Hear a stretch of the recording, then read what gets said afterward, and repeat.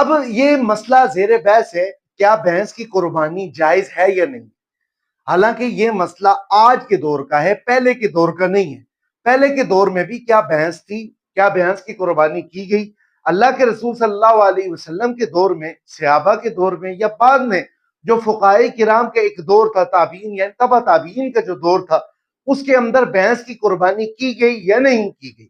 اس کے بارے میں اہل علم جو علماء کرام ہیں ان کا موقف کیا ہے، اس کو نہیں بتایا جاتا، بلکہ صریحتاً یہ کہا جاتا ہے کہ جی یہ جائز ہے یا جائز نہیں ہے۔ آئیں چلتے ہیں، کیا بھینس کی قربانی جائز ہے یا نہیں ہے، اس پر ہم بات کرتے ہیں۔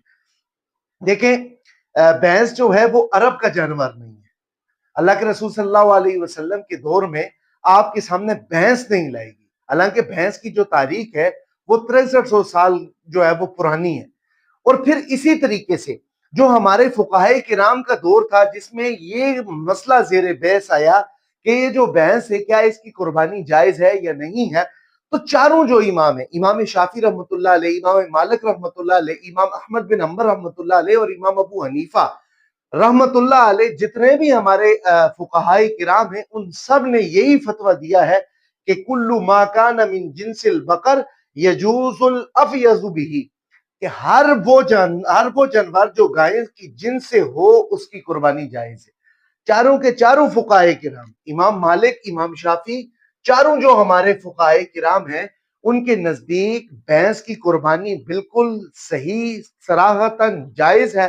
آپ بالکل جائز طریقے سے اس قربانی کو کریں، اللہ رب العالمین آپ کی قربانی کو قبول اور منظور فرمائیں گے۔